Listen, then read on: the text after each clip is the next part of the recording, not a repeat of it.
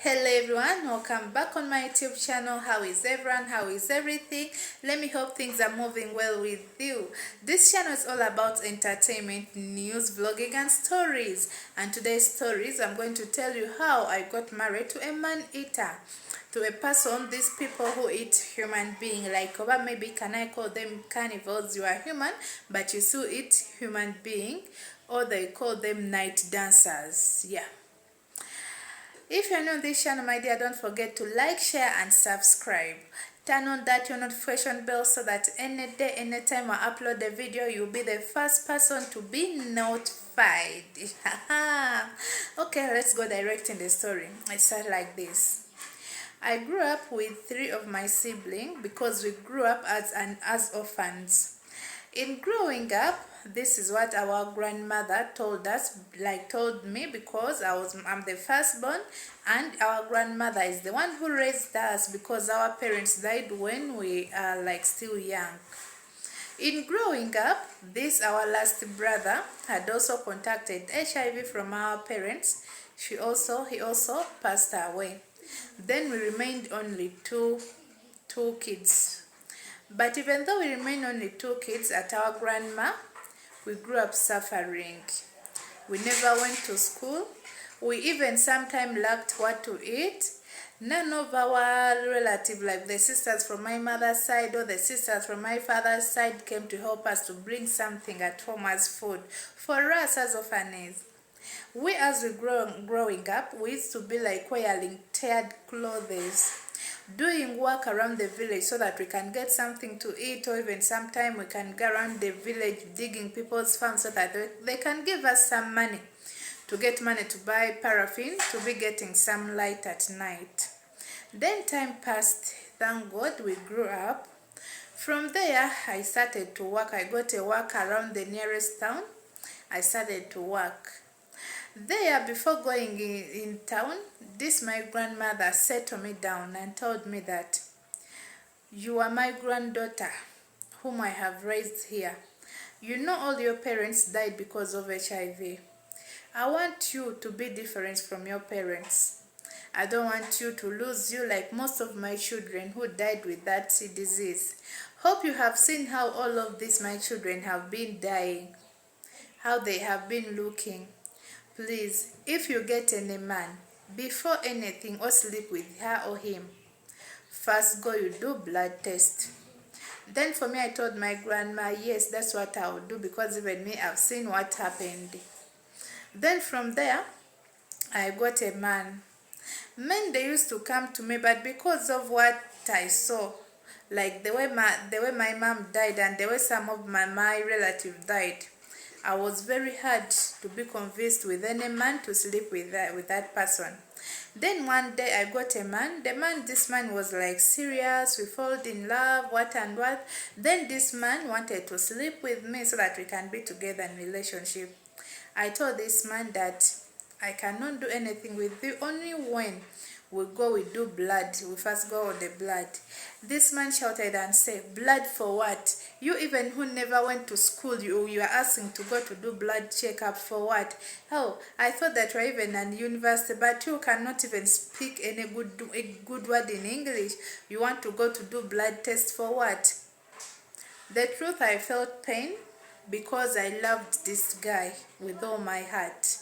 I explained everything to my grandmother. Then my grandmother told me that if that man have refused to go to do blood test with you, forget her. You forget him. You're a girl and you're looking nice. You get a responsible man. I was like, okay. It was very hard for me to move on because the guy, I spent like many months with her, almost 6 months. Though we never had any contact in like sex, what and what. I left the guy. I continued working. From there, I got another man. Then I told this man, before we do anything, what and what, we first go for blood test. This guy accepted. We went for the blood test. After blood test, he even came to my grandma and saw grandma what and what. After coming to grandma, and I explained to my grandma that this guy have accepted blood test, he's fine, even me I'm fine, what and what. Then grandma told me, oh, now all is well. Now you can go. If you want to start to stay with her, to be with her, it's okay, no problem. From there, I started to be with this guy. This guy was a very behaved guy, handsome, tall. He get body, like everything was in what a woman needs in the man. Then from there, this guy came and visited my grandma. He told my grandma that they want to renovate the house, our house. I was very excited because it was like, how can a grandchild do this thing which their parents couldn't do? I was very happy and very excited. It's the same thing which my grandma was. We're like, oh, see the suffering we passed through. Now God just remembered us. This guy's family is the family where they had money. I never lacked anything. My sister-in-law loved me. My mother-in-law loved me. Even my father-in-law, like, they loved me. They welcomed me as the person they knew, or as their, how can I say, like, I don't know how I can explain that, but just know they welcomed me and they loved me. Then from there, I got pregnant. When I got pregnant, I delivered, was a baby girl. They were excited and happy for me. What and what, everything was well. This guy told me that, I see you a strong woman. The truth, I picked good. I knew how to choose. I looked at you when I see like, it's you who need to become my wife. Even me, I was very happy because this guy used to be like spending on me. Anything I would have got from this guy. Then from there, time passed. I got another pregnant. Then from here, I went in the scan. It was a baby boy. When it was a boy, I told my husband that today's scan is showing that it's a baby boy. The man got excited. The man was very excited. To an extent, told me that I should stop working. He got for me two maids, one who was working at my workplace where this man opened for me a shop, and another one to be working at home. They told me that I should not be touching any work. Even this, my sister-in-law, also came, started to be pampering me. I was like a queen, just going anywhere I want. This man continued, brought me a new car. I was very excited. I was like, me a villager, an orphan. This man told me if I can feel any pain or any sickness, I should just stay home. There is this doctors who always come at home and they take care of you at home. They put it for me, doctor. Anything, they were monitoring me like as if I'm the queen. The truth, everything was very well. Time passed, it reached 9 months. I went to do what? To deliver. After delivering, I told this my man that I want to go in the village. Then this my man told me, no, you just delivered. Let that your grandmother come here and take care of you here. But for you to go, no, I don't want my woman to suffer like that, to be suffering on the road, what and what. Then I called my grandma. My grandma told me that I'm weak, I cannot come. But for you can come here. I'll take care of you here at home. Then from there I told my man that my grandma said this and this. Then she said that okay, no problem, you can go there in the village. I went in the village, I stayed there for like 1 week. From there, my husband called me and told me that her parents or his parents, they also want to see me, to meet me. Like they want to send the grandchild that I should take the boy in the village. I also told them, okay, once I'm from here, I'll just bypass direct to the village. The man told me, no need, I'll come there and I pick you. Then we'll go together in the village. Then I was like, okay, no problem. Then from there, this my man, when he came in the village, I had him on the phone when her sister is calling her, telling him that, when are you going to reach? We are here excited, very waiting for you so that you can come. We do somewhat. We have some small party for you as a welcoming party. The truth, I was very happy and very cheerful, like, oh God, all this suffering, I finally got a home, a nice family which loved me like a daughter-in-law, like this family. I reached in the village, like the house of the village. These people, yeah, you couldn't know, like you couldn't even say that this is a village. They have built the flat. The house was big, nice, decorated. Everything was inside the house. I married in the family which had money. The truth, the family had money. From there, I spent there for like 1 week, 3 days. Then after, it was like 1 week after 3 days, I was sleeping night at around 1 p.m. I had someone knocking at my room because when I reached there, they gave me my room, separate room. The house was very big. These people had money. Someone knocked on my room. I was like, who's that? I had my sister-in-law saying that, open the door, it's me. Then I opened. My dear, do you know what I saw? I opened the door. I saw my sister-in-law was completely naked, standing. But he had something he had tied on the door, on the head. He tied something in the waist, even tied something on the legs. I shouted. I was like, what's happening? Wa la la la. But from there, I had other people were in the living room, like sitting room, laughed and said, no problem, no problem. You come. Put down the baby, you come. I was shivering by that time, afraid. I was like, is my sister-in-law running mad, what and what? But then when I reached in the sitting room, like in the living room, I found everyone naked. My mother-in-law, my father-in-law, my in-laws, even my husband was also naked. I sat down, checking. When I got already fear already entered me. I was like, what's happening? What's happening? My mother-in-law came from behind. He caught my hand and they set me down. I settled down. They caught something. I was wearing my night dress. They cut it. They removed it from me. Then I was like checking, afraid, what and what, shivering. I went. They caught my child. This my mother-in-law told me, bring that child from me. Give me that child here. I was like, no ma, let me do what? Let me carry my child. Okay, the father-in-law said, okay, no problem. They told me to sit down on something was like a back cloth. You know, back cloth, that those clothes which they used to bury people in, yeah? When the person died, they use that back clothes to make that person, like as the way, you know, yeah, that back clothes. I don't know if I'll put it here on the video. I'll show you. They put the back cloth and they told me to sit there down. Then from there, I caught my boy. My baby was going to make like 1 month. I cover it here at my private part. Then this my mother-in-law snatched the baby away from me, telling me that, what are you hiding? Are you not seeing all of us? We are looking like you. What and what?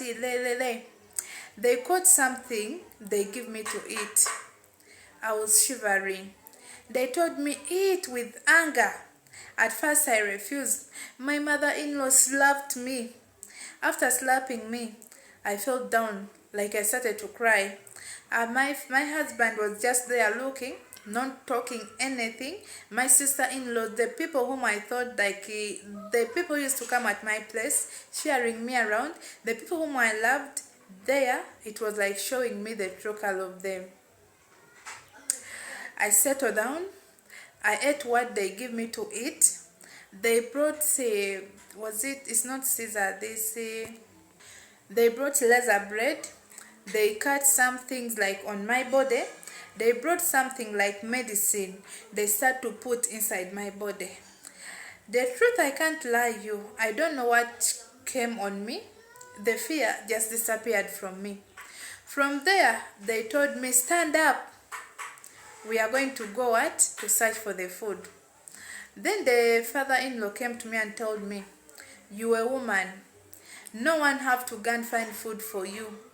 As a grown-up woman, big woman like you, It's you the rest it's you your responsibility to take care of your family. It's your responsibility to go and search for the food for your family. It's you who have to find what is have to be eaten in the family. It's not the person outside to bring for you what to eat. Now stand up immediately, let's go. You get food. Like, we go and you collect food. The truth, we went, we walk. What I remember is that the place was very far. We walk, but we couldn't reach. We reached somewhere around, like it was dark in the forest. We stand. All of them, they made circle on me. For me, I was standing like in the middle. For them, they made sound on me. When they are just doing like moaning, like how can I do like that when they are not talking? Then from there, they shouted, "Woo-loo-loo-loo." Then from there, other people, they came and joined them. Yes, other people, we don't know from where, but they just came, joined them. All of this thing happening, for me, I was looking, but when I also don't know how I got this courage to be like walking, going, what I only remember that the distance was very far. Then from there, we reached a place like a graveyard where they bury people. These my people, like my father-in-law, gave me a stick. He told me that it's you going to remove the meat. Because it's your first time, we are just going to help you. But you have to say this and this before the meat come out. On this grave, which we went, like it's the type of grave where they haven't put cement. This normal grave, like when like you can be like they have just buried the person. The grave is still like it's still fresh, like just soil on top. There is no like cement. It's not hard. They told me what to do because some of them I don't remember. This body of a dead people, a dead person came out from the grave. From there, they started to laugh, shouting, le, le, le, le, le, le, shouting, le, le, le, le. Then we continue. We had to go back maybe at home because most of this thing, I don't remember the movement. But now what I remember, it was going like around going to be morning. Like before we reached at home, I had someone who was behind me walking by herself, but when it's morning, that's the way you know. But then another person also at my back front. For me, I continue also moving. I continue moving. From there, someone came from behind me. He carried this thing like this body, which we brought up from this grave, this body, a dead person. Carried it and ran away. I don't know what happened, like how I reached at home, but what I remember that is I woke up when I'm inside the bed. As normal people, we woke up as usual. We were dirty. We were dirty, but all this thing was like a dream in my head. A dream in my head. But on that matter, they caught this body. They put it in my room. Then in the morning, when you have done bathing, what and what, they brought that body in the parlor, in the sitting room. They laid it down on the back cloth. They told me, my mother-in-law, to remove my clothes again. When my husband, this man is just looking at me just like this. He came to me and knelt down and said, "I knew that you are the best woman whom I chose. I knew that you are a strong woman. I knew that you are the woman whom I needed to be with, so that you know my culture and you accepted it. I'm sorry not to tell you in time, but this is who am I. We are a man-eaters, like we are night dancers." My mother-in-law caught a knife and this machala, this thing which they catalas, the big knife and that catala, they gave it to me. They told me to cut, like I'm the one who have to start on the cutting. The truth, I didn't cut. I just vomited and I fainted. My mother-in-law still beat me again. I don't know what happened next. What I remember is like they woke me up to eat food. It was meat. They gave me this food to eat. The soup didn't have any salt, like they didn't put salt in the soup. I ate what I don't know. From there, I just continued to be strong. Then time passed. They told me that now I'm allowed to be staying with my man again in the same room, like because before they separated us, but then after they told us to start to stay together. Then from there, we stayed with my man. Then I continue, like I used to be hearing my man waking up at around 1, he goes, then after they will come back. I can be hearing them when they are going, even coming back, I hear them what and what. Then my man told me that now the reason why I'm not waking you to go is because it's now your choice. If you want to go, you can go. You can come, we go together. Or if you don't want to come, you can start home. The good thing now, you know everything, and sometimes you can even go alone because the spirit is already on you. Like they have already put that demon over the thing. They have already put something inside me.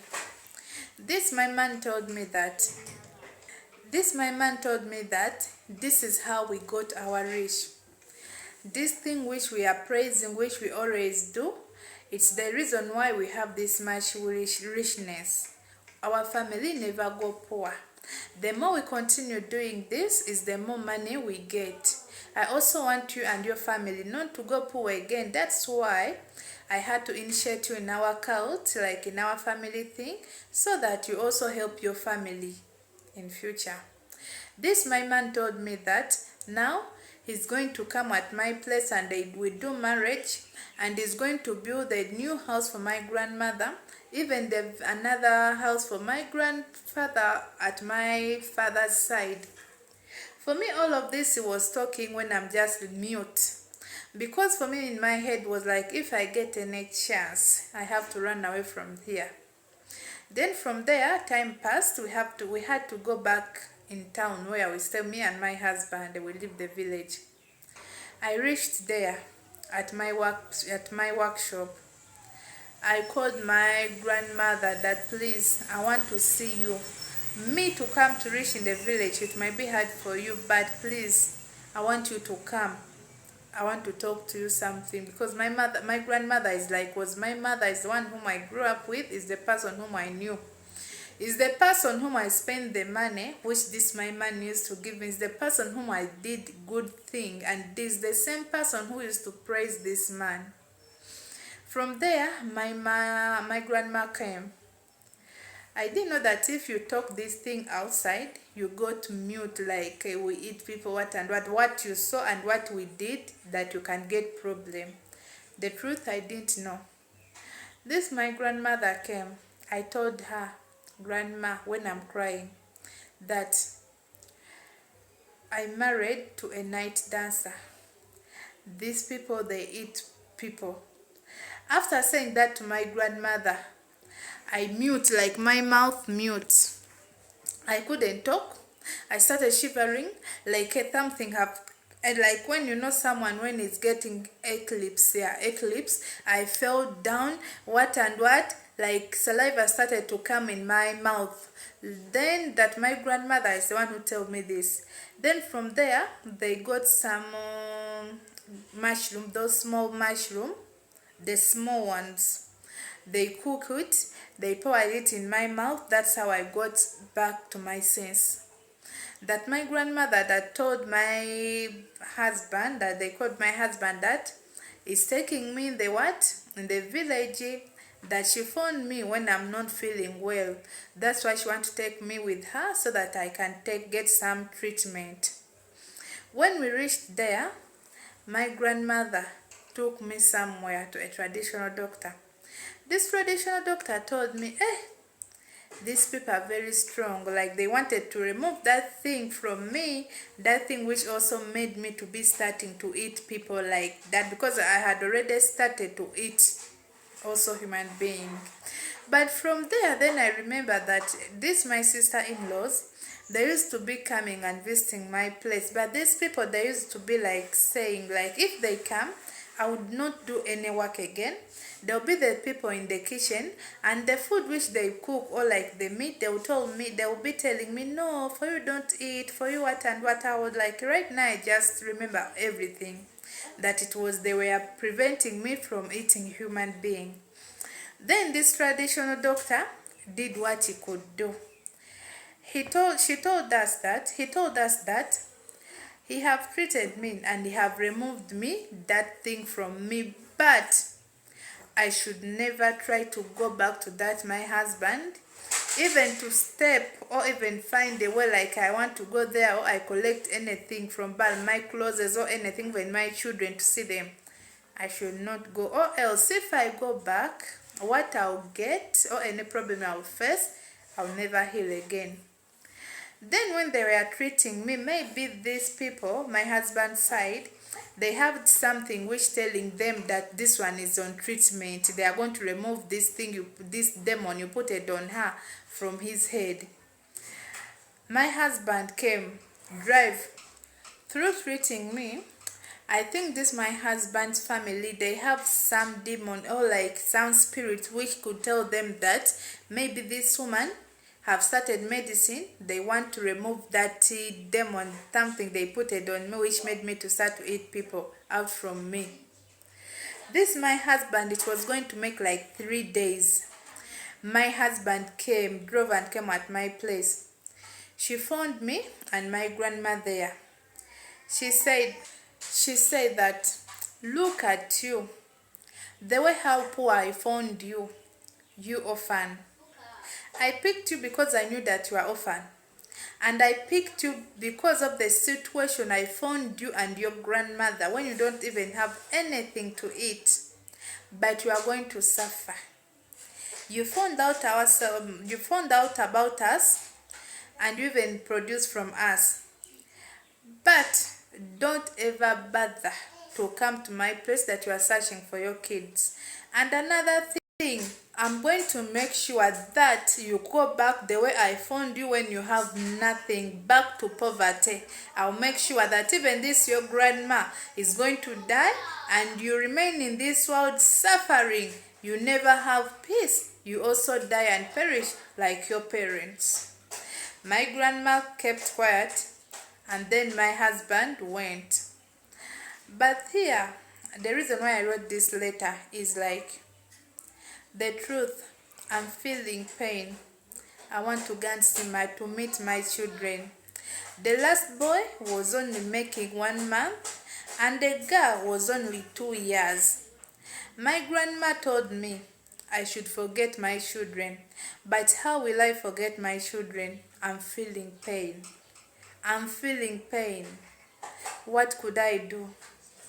I don't know, like, I tried to tell my grandma that, let's go, we get lawyer, we go in court, because those children are too young to be left with a man. My grandmother told me that nothing I can do. Those people, they are powerful. I should stay and I forget about the kids. I just get like produce again. But how will I forget the only children which I had? Like, I don't know. Please, I need your advice. What can I do?